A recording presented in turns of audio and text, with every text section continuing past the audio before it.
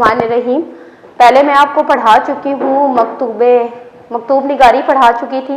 इसके बाद मैंने आपको गालिब के खतूत करवा दिए थे अगले लेक्चर में, और आज मैं जो आपको करवाने जा रही हूँ इकबाल के खतूत हैं वो करवाने जा रही हूँ। सबसे पहले मैं आपको फिर भी एक दफ़ा जो है वो रिवाइज करवा दूँ। तो मकतूब निगारी में आपको मैंने बता दिया था कि इंसान जो है जो बातचीत वो आमने सामने बैठ के नहीं कर सकता, वो खतूत के जरिए जो है अपने दोस्तों को, अपने रिश्तेदारों को जो वो बातों का इजहार जो वो करता है, भेजना चाहता है, उसको वो मकतूब निगारी कहते हैं। और मैं आपको ये भी बता चुकी थी कि ख़त की 3 इकसाम होती हैं, और सबसे ज़्यादा जो ख़त सुने जाते हैं, पढ़े जाते हैं, वो इल्मी और अदबी ख़त हैं। अब जो आपको अल्लामा इकबाल का जो खतूत है वो मैं जो करवाने जा रही हूँ, उसमें मैंने आपको देखे, मैंने हर खत में जो चीज़ करवाती हूँ उसके पॉइंट बना देती हूँ। अल्लामा इकबाल के तारुफ में मैंने आपको बहुत ज़्यादा डिटेल में नहीं लेके जाऊँगी, क्योंकि अल्लामा इकबाल के तारुफ को हर बच्चा जो है वो बहुत अच्छी तरीके से जानता है, लेकिन आप लोगों के लिए फिर भी एक शॉर्ट जो है इनके बारे में बता दूँ। आपकी पैदाइश जो थी वो 9 नवंबर को सियालकोट में पैदा हुए। वालिद का नाम आपका शेख नूर मोहम्मद था।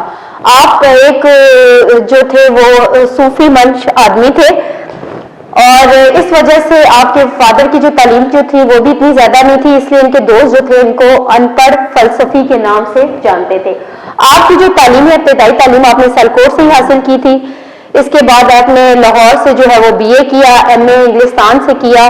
शायरी का आगाज आपने तालिब इल्मी के ज़माने से किया। आप मिर्ज़ा दाग देलवी से शायरी की इस्लाह जो आपने शुरू से जब स्टार्ट किया, तो आपने मिर्ज़ा दाग देलवी से जो है अपनी शायरी में इस्लाह जो थी वो उनसे ली। इसके बाद अपना आपने एक तर्ज अमल अपनाया।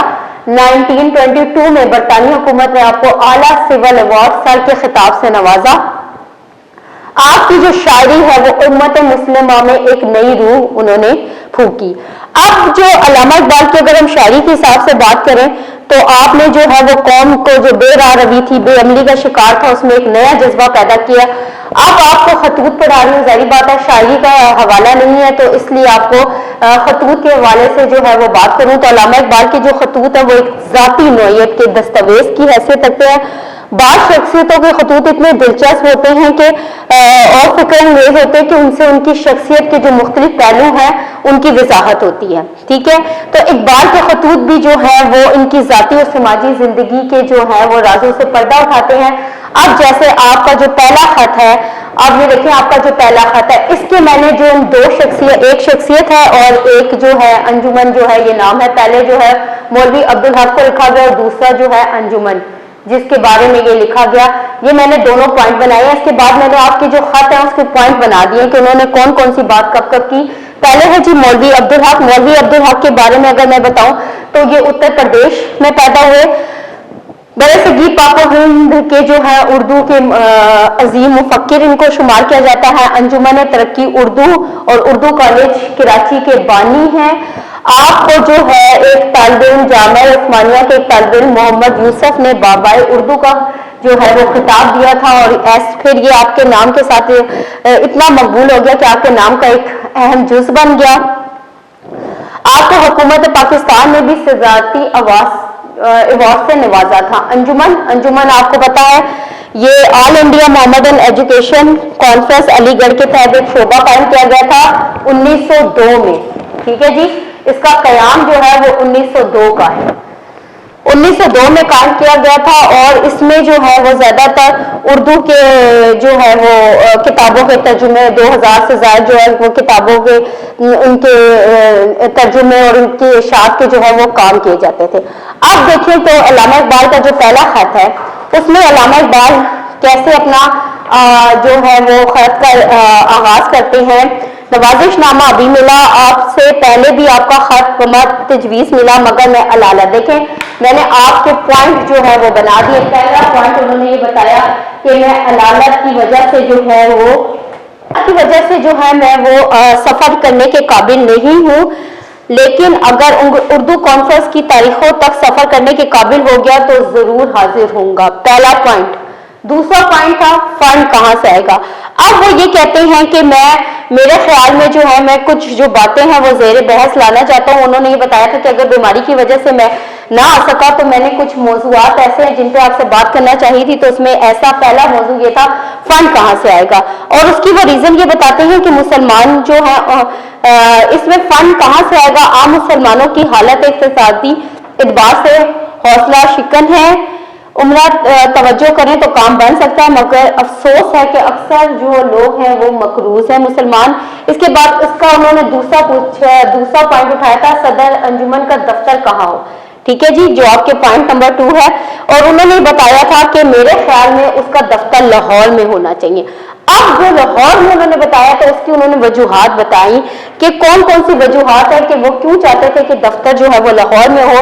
تو اس میں پہلا جو تھا کہ جو مسلمانوں کے تحفظ کے لیے جو لڑائیاں لڑی گئی ان کا میدان جو تھا وہ پنجاب تھا، ٹھیک ہے، اور اسلامی زمانے میں یہاں مسلمانوں کی تربیت کی گئی تھی، اس وجہ سے جو ہے ان کا دفتر جو ہے وہ لاہور ہونا چاہیے تھا۔ دوسرا یہ کہ پبلشر کام، ٹھیک ہے جی، یہ یاد رکھیے گا، پبلشر کا جو کام ہے وہ بھی زیادہ تر جو ہے وہ مسلمانوں کے ہاتھوں میں ہے، اور یہاں پہ جو ہے ایک بہت بڑا ادارہ پبلشر ہاؤس قائم کیا گیا ہے، اس وجہ سے اس کا دفتر ہونا چاہیے تھا۔ تیسرا پوائنٹ جو انہوں نے بتایا، اثر کا مادہ قبول کرنا، ٹھیک ہے، مادہ زیادہ ہے۔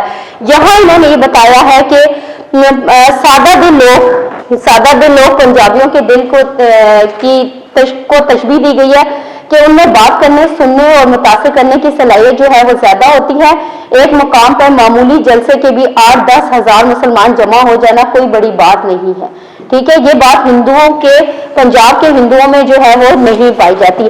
اوور آل اگر اس کا خلاصہ میں آپ کو کر کے دوں تو یہ ہے کہ علامہ اقبال نے اپنا یہ خط، اب میں آپ کو اس کا خلاصہ کر دوں، مولوی عبدالحق کو لکھا، ٹھیک ہے، جس میں انہوں نے یہ بتایا کہ وہ اردو کانفرنس میں شرکت جو ہے وہ خط آپ کا مل گیا، لیکن میں بیماری کی وجہ سے جو ہے وہ شرکت نہ کر سکوں، تو یا تو یہ کہ میں آنا چاہوں گا، اگر میری طبیعت ٹھیک ہوگی تو میں آ جاؤں گا، نہیں آ سکا تو میں یہ بیماری کی وجہ سے۔ لیکن کچھ پوائنٹ انہوں نے بتایا کہ فنڈ کہاں سے آئے گا، اور انہوں نے بتایا کہ اکثر جو مسلمان ہیں وہ مقروض ہیں۔ دوسرا یہ کہ انجمن کا دفتر کہاں ہونا چاہیے، انہوں نے یہ بتایا کہ لاہور میں ہونا چاہیے تھا، اور اس کی وجوہات یہ کی تھی کہ مسلمانوں نے اپنے تحفظ کی جو زیادہ تر لڑائیاں لڑی تھی تو وہ پنجاب سے تھی، اس لیے لاہور ہونا چاہیے۔ پبلشر کا کام جو ہے وہ ادھر ہاؤس جو ہے وہ لاہور میں ہونا چاہیے۔ تیسرا انہوں نے بتایا تھا کہ یہاں پہ اثر قبول کرنے کا مادہ جو ہے وہ لوگ جو ہے پنجاب کے لوگ بات سننے اور متاثر ہو کے عمل کی